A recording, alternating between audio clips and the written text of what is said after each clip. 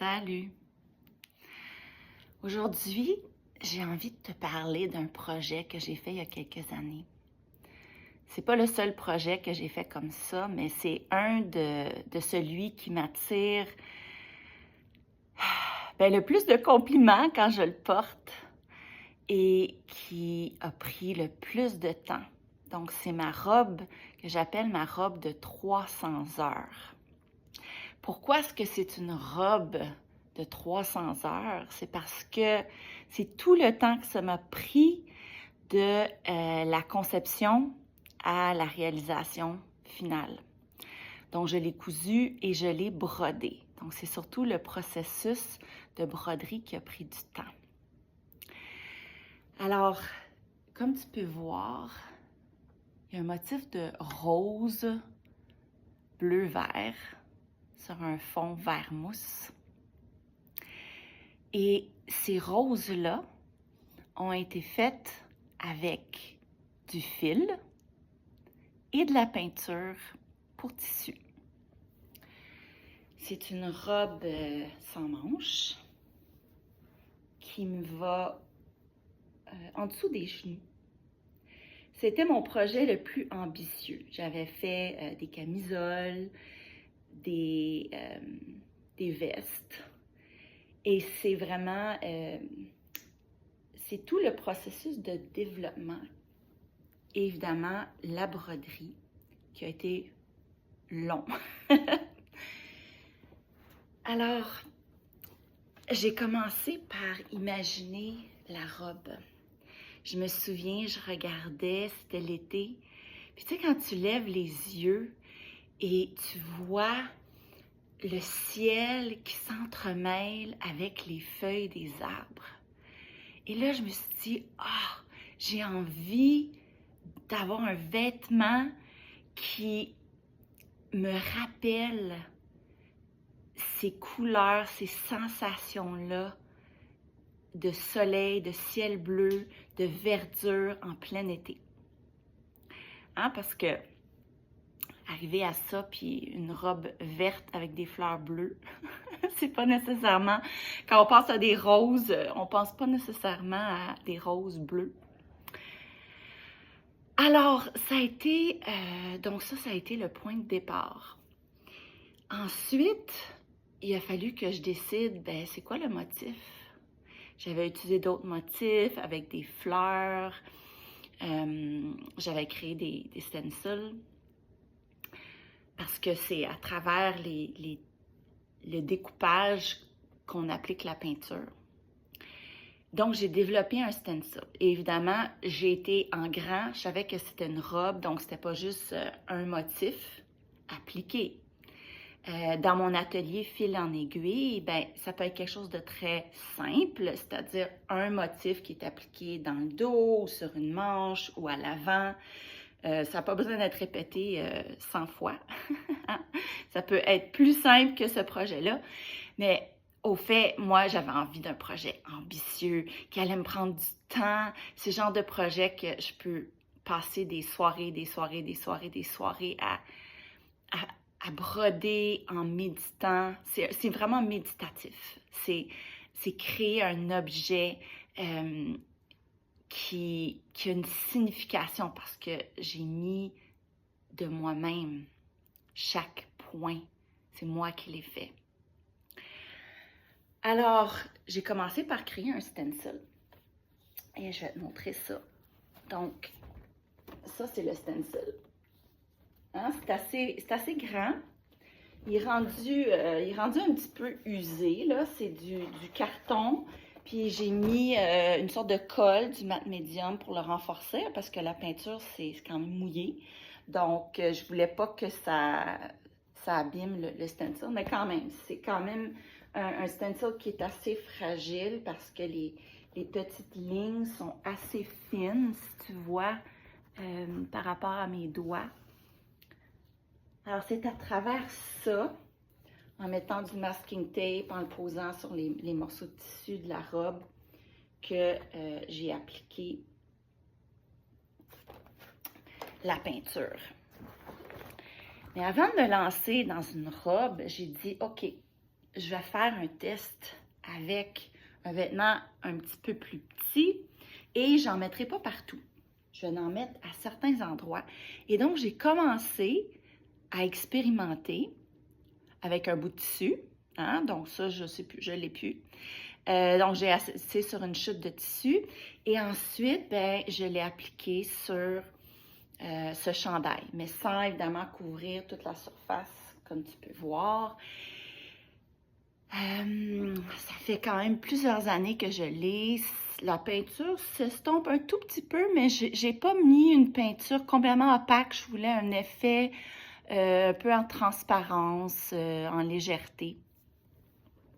Et je voulais m'assurer aussi que le vêtement allait rester souple.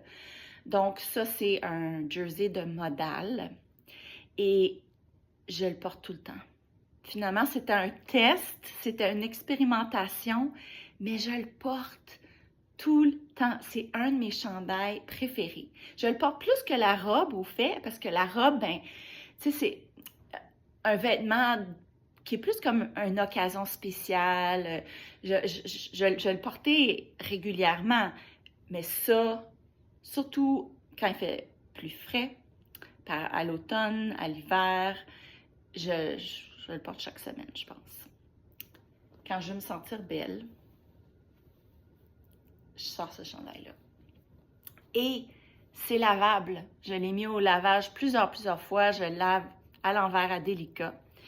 Et c'est vraiment intéressant parce que j'avais utilisé vraiment des retailles, des chutes de tissu. J'en ai juste mis là où j'avais besoin de renforcement. Alors, comme tu vois, j'ai utilisé ce que j'avais. Donc là, c'était du rose mauve. Ici, j'avais des bouts de verre. Alors, ça ressemble à ça en dessous. Et la broderie ressemble à ça. Sur l'envers. Mes nœuds sont sur l'envers. C'est un processus que j'adore. Une fois que la peinture est appliquée, il y a une qualité vraiment méditative. J'ai ma sélection de fils. Alors, les outils, c'est très simple. Quelques aiguilles et du fil à broder. C'est tout. Puis c'est juste un point arrière. Un point arrière. Ça peut être aussi un point de couture super simple. Le point est pas compliqué. Donc, ça permet de dire, ah, qu'est-ce que je vais mettre? Ah, je vais prendre ce vert-là au lieu de ce vert-là, ce bleu-là au lieu de ce bleu-là. Et je trace le contour du motif. Là, je ne sais pas si tu vois, j'ai choisi des teintes plus pâles pour le centre, pour ajouter de la lumière au centre. J'avais fait le test sur mon chandail, puis j'avais aimé ça. C'est simple une fois que le design est créé. C'est pas des points de broderie complexes. Le plaisir vient dans la répétition et dans le geste de lisser le fil. Donc, pour s'assurer qu'il ne fasse pas de nœud, on lisse le fil. Et là, de dessiner le contour de chaque pétale. Ça peut être autre chose, hein? Ça peut être juste une forme. Mais chaque stencil va être composé de différentes formes. Et c'est ça que tu vas dessiner le contour. Donc, c'est pas moi qui ai inventé cette technique-là. C'est Natalie Chanin qui est une designer qui est retournée dans sa région en Alabama, aux États-Unis, où il y avait beaucoup d'usines de coton qui avaient été abandonnées quand la manufacture est allée dans les pays en développement et qui voulait revitaliser sa région. Et elle a publié plusieurs livres.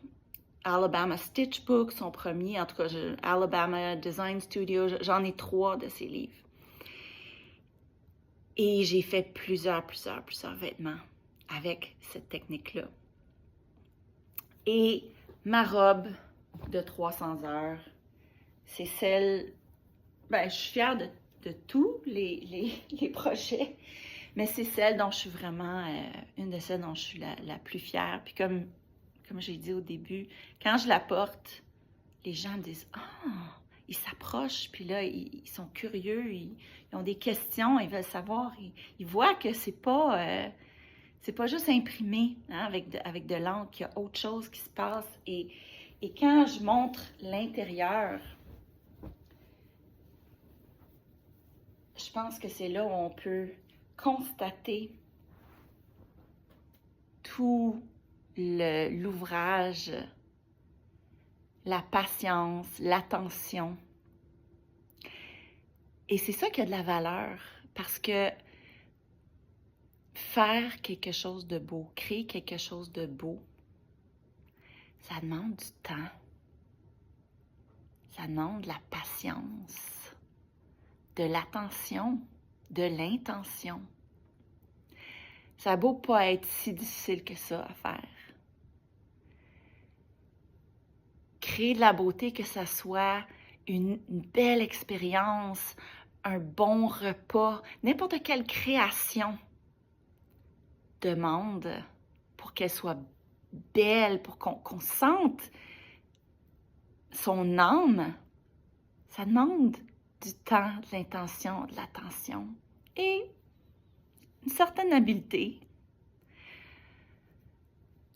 Voilà. Alors, c'est ce que j'avais envie de partager avec toi aujourd'hui.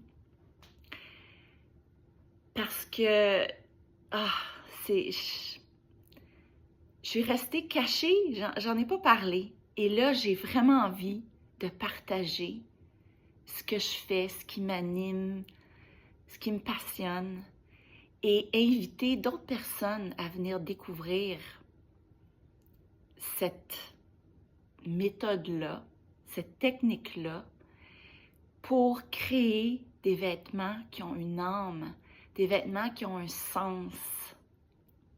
Et si ça t'intéresse, ben, je vais mettre un lien vers mon prochain atelier que j'ai créé, mon nouvel atelier qui s'appelle « De fil en aiguille, je m'embellis ». Je te souhaite une magnifique journée.